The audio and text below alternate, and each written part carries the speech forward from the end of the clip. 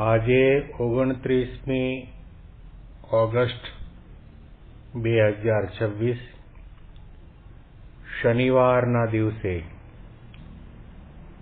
આજના ચિંતનમાં તમામ સંતો હરિભક્તોને મારા સાષ્ટાંગ પ્રણામ. જય સ્વામિનારાયણ. આજનું ચિંતન નંદ સંતોના કીર્તનો, મર્મ અને રહસ્ય. આવા ને આવા રે રહેજો મારી આંખલડીમાં, પ્રભુ આવા ને આવા રે. ડોલરિયાના નિત્ય હાર પહેરાવું, ડોલરિયાના નિત્ય હાર પહેરાવું, રૂડા તોરા લાવો લટકાવા રે, આવા ને આવા રે રહેજો મારી આંખલડીમાં, પ્રભુ આવા ને આવા રે. પ્રેમાનંદ સ્વામીનો ભગવાન સ્વામિનારાયણ પ્રત્યેનો પ્રેમ, સહજાનંદ સ્વામી મહારાજ પ્રત્યેની ભક્તિ, સહજાનંદ સ્વામી મહારાજની તેઓ જે ઉપાસના કરે છે એના અહીંયા દર્શન થાય છે. પ્રેમાનંદ સ્વામી પ્રગટ પ્રભુના ઉપાસક છે.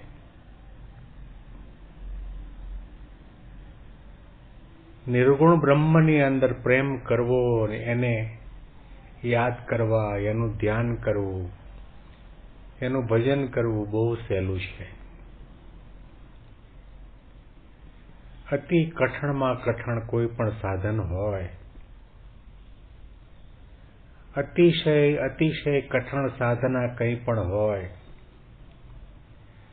અને મહાનમાં મહાન ભક્તપણો જો કંઈ પણ હોય, તો ભગવાન આપણી નજર સામે હોય, આપણા જેવા થયા હોય અને આપણા જેવા સ્વભાવ પ્રકૃતિને ધારણ કર્યા હોય અને મનુષ્ય લીલા કરતા હોય, એની અંદર પણ જેવો દિવ્ય ચરિત્ર કરે અને ભાવ રહે, એનો મહિમા સમજાય, એનું સ્મરણ થાય, એમાં અહોભાવ જાગે, એવો ને એવો ભાવ, એવો ને એવો મહિમા, એવો ને એવો લગાવ આપણને મનુષ્ય ચરિત્ર કરતા હોય ત્યારે પણ રહે. એ અતિશય કઠણમાં કઠણ સાધના છે. આપણને બોલાવે, આગળ બેસાડે, સોફા ઉપર બેસાડે, હાર તોરા કરે, આપણા માટે બે પ્રશંસાના શબ્દો કહે, પ્રસાદ પણ આપે, VIP ટ્રીટમેન્ટ પણ આપે, આપણા સંકલ્પો પૂરા પણ કરે, તે વખતે તો આપણને એમના માટે ભાવ, ભગવાનપણાનો ભાવ રહે. પણ એ ભગવાન આપણો તિરસ્કાર કરે, અનાદર કરે, અને એમના ચરિત્રમાં ભગવાન જેવું તો કંઈ ન લાગે, મનુષ્ય જેવો પણ ન લાગે, એવી પ્રકારનું અયોગ્ય ચરિત્ર જ્યારે આપણને દેખાય ત્યારે પણ ભગવાનપણાનો ભાવ આપણને રહ્યા કરે. અને એમના કોઈ પણ ચરિત્રમાં, બોલવામાં, બેસવામાં, ઉઠવામાં, કોઈ પણ નાની મોટી ક્રિયાની અંદર એક ક્ષણના માટે પણ, જાગ્રત સ્વપ્ન અવસ્થામાં પણ શંકા કુશંકા ન થાય, ત્યારે સમજો કે આપણે સાધક સાચા છીએ, ભક્ત સાચા છીએ, પ્રગટના ઉપાસક છીએ. ગઢડા પ્રથમનું પહેલું વચનામૃત. શાસ્ત્રોમાં ઘણા પ્રકારના સાધનો કયા છે. ભગવાનને પામવા માટે, ભગવાનને રાજી કરવા માટે, ભવસાગર તરવા માટે, ભક્ત થવા માટે, એ તમામ સાધનની અંદર કઠણમાં કઠણ સાધન કયું? ત્યારે મહારાજે કહ્યું કે ભગવાનના સ્વરૂપમાં મનની અખંડ વૃત્તિ રાખવી એનાથી કોઈ કઠણ સાધન નથી અને એનાથી કોઈ બીજી મોટી પ્રાપ્તિ પણ નથી. કદાચ 12 મહિનાના 12 વર્ષના પાક્કા ધારણા પારણા કરવા અને પાક્કા એકટાણા કરવા, ચાંદ્રાયણ વ્રત કરવું સહેલું છે. કદાચ માતા પિતા કુટુંબ કબીલા લાખો કરોડો રૂપિયાનો ત્યાગ કરવો, અમેરિકાની ધરતીનું ગ્રીન કાર્ડ અને સિટીઝનશીપ ફગાવી અને ભગવા કપડાં પહેરીને સાધુ થવું સહેલું છે. કદાચ એમની આજ્ઞાએ કરોડો રૂપિયાનું દાન કરવું તે પણ સહેલું છે. પદયાત્રા કરવી સહેલી છે, તીર્થયાત્રા કરવી સહેલી છે. બીજા ઘણા ઘણા સાધનો કરવા સહેલા છે. પણ મનગમતું મૂકી દેવું અને એમની અઘટિત કહેવાતી આજ્ઞા હોય એ આજ્ઞામાં લેશ માત્ર પણ શંકા કુશંકા ન કરવી અને એમાં ભગવાનપણાનો ભાવ રાખવો, એ ભક્તપણું છે. એ કઠણમાં કઠણ સાધન છે. અને આવી સાધના ભક્તરાજ મુક્તરાજ દાદા ખાચરે કરી. આવી સાધના નિષ્કુળાનંદ સ્વામીએ કરી. આવી સાધના લાડુબા જીવુબા જમકુબાએ કરી. આવી સાધના મૂળજી બ્રહ્મચારીએ કરી. આવી સાધના જોબન પગીએ કરી. આવી સાધના ભક્તરાજ સગ્રામ ભક્તે કરી. આવી સાધના સુરા ખાચરે કરી. મહારાજના સમયમાં અસંખ્ય એવા સંતો અને ભક્તો હતા, એમણે આ સાધના કરી. બ્રહ્માનંદ સ્વામીની કસોટી કરવા છતાં પણ બ્રહ્માનંદ સ્વામીને એક ક્ષણના માટે મહારાજના માટે મનુષ્યભાવ જાગ્યો નથી. આ છે પ્રગટનું ઉપાસકપણું. ભગવાનના માટે પ્રેમ જાગે એનાથી ઊંચી કોઈ આધ્યાત્મિકતા નથી.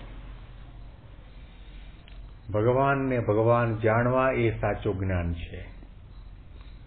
ભગવાનની તમામ ક્રિયાઓને, તમામ આદેશને દિવ્ય માનવો, નિર્દોષ માનવું, એની અંદર જ ભક્તની કસોટી છે, ઉપાસકપણું છે.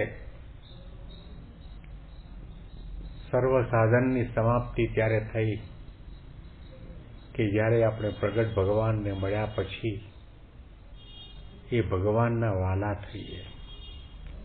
એ ભગવાન આપણને વાલા લાગે. એ ભગવાનને રીઝવવા માટે ત્રણ અવસ્થામાં દરેક ક્ષણે આપણને સંકલ્પ રહ્યા કરે.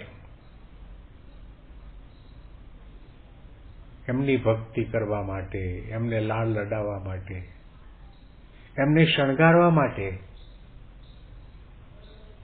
ડોલરિયાના નિત્ય હાર પહેરાવું, રૂડા તોરા લાવું લટકાવા રે. લાગે છે સામાન્ય પંક્તિ. એ ડોલરિયા ફૂલ છે. એ કરોડો અબજો રૂપિયાના નથી હોતા, પરંતુ સુગંધિમાન જરૂર હોય છે. એવા ફૂલનો હાર બનાવીને ભગવાનના કંઠની અંદર બિરાજિત કરવું. એ ફૂલડાથી ભગવાન સહજાનંદ સ્વામી મહારાજને વધાવવા. એમની પાઘની આજુબાજુ એ સુંદર મજાના તોરા લટકાવવા. પ્રેમ જ્યારે પરાકાષ્ઠની ભૂમિકા સુધી પહોંચી જાય ત્યારે હંમેશના માટે આવા પ્રકારના અભરખા સંકલ્પ વિકલ્પ ભક્તના હૃદયમાં જાગે. ડોલરિયાના નિત્ય હાર પહેરાવું, રૂડા તોરા લાવું લટકાવા રે, આવા ને આવા રે, આવા ને આવા રે, પ્રભુ રહેજો મારી આંખલડીમાં, આવા ને આવા રે. આ કીર્તન ઉપર, આ પદ ઉપર જ્યારે આપણે ચિંતન કરીએ છીએ ત્યારે વર્ષો સુધી જેમનું મને સામીપ્ય મળ્યું, સાનિધ્ય મળ્યું, સેવા મળી, જે મારા કલ્યાણદાતા, મારા ગુરુ, જે મારા માટે, આપણા સૌના માટે ભગવાનનું હરતું ફરતું સ્વરૂપ એવા પ્રમુખ સ્વામી મહારાજ મને યાદ આવે. અને એમના વાલામાં વાલા સંત એવા મધુરકંઠ પૂજ્ય યોગીચરણ સ્વામી પણ યાદ આવે. સ્વામી બાપાની પૂજામાં, જાહેર સભામાં ઘણી વખત પૂજ્ય યોગીચરણ સ્વામીએ પ્રમુખ સ્વામી મહારાજની સન્નિધિમાં આ કીર્તનનું ગાન કર્યું છે. અને તે વખતે પ્રમુખ સ્વામી મહારાજ તિરછી નજર કરીને એ ગાનાર સંત યોગીચરણ સ્વામીને પણ પોતે નિહાળી લેતા અને રાજીપો બતાવતા. આવા ને આવા રે, રહેજો મારી આંખલડીમાં, પ્રભુ આવા ને આવા રે. આગળની પંક્તિ ઉપર આપણે આવતીકાલે ચિંતન સાંભળીશું. આજે સૌ કોઈએ ભગવાન સ્વામિનારાયણના સ્મરણ સાથે, ગુરુહરિના સ્મરણ સાથે આપણી આંખોમાં એમની મૂર્તિ અખંડ બિરાજમાન થાય એવી પ્રાર્થના કરીએ. બેંગ્લોરથી પ્રેમ શાસ્ત્રીના સાષ્ટાંગ પ્રણામ. જય સ્વામિનારાયણ.